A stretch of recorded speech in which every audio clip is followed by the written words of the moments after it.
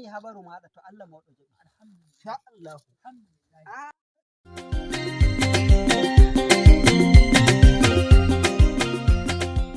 Mo wonde kaware ɗo? Wai o nangi jangin cewa wai toɓɓoy. Didoy. E jande ɓe den non. Sai yimɓe ɓe witana ɗum fa kay hani fa mi dilla mi raro jeyni. To anana? Na'am. Joga ɗo.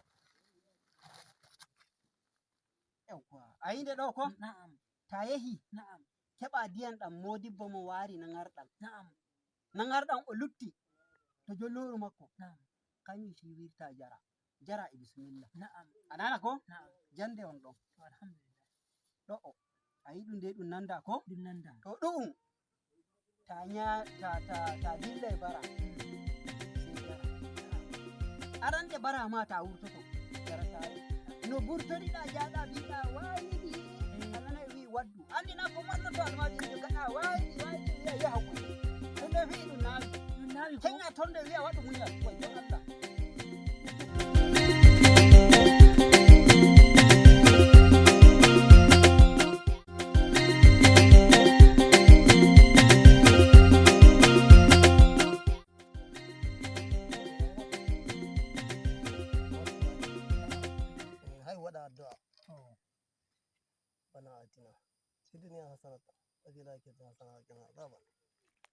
To a heɓtini Na'am.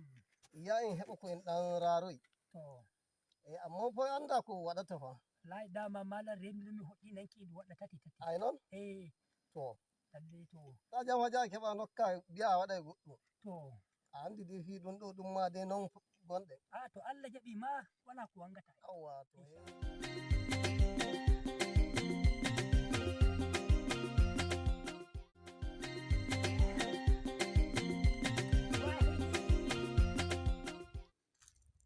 Kai, salamu alaikum.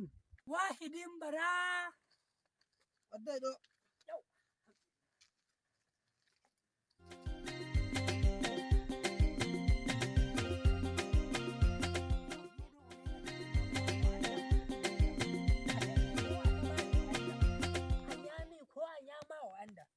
Amma daga Allah hi take mi heɓi wato ko o heɓa hani mi heɓa jeyri mi joɗo to mi nyami ko nyammi to mi horni mi yarnamo to bo mi horna mi yaha mi yamo mi heɓayi.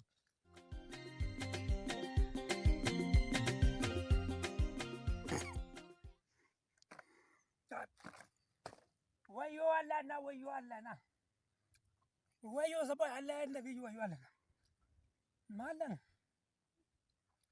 malam ko a raren daga ton ko ma a iya tayan malam mi andi mi heɓi amma wallahi malam mi sali kama non no mbiɗa to mi nokka mi nokki amma fa wayyo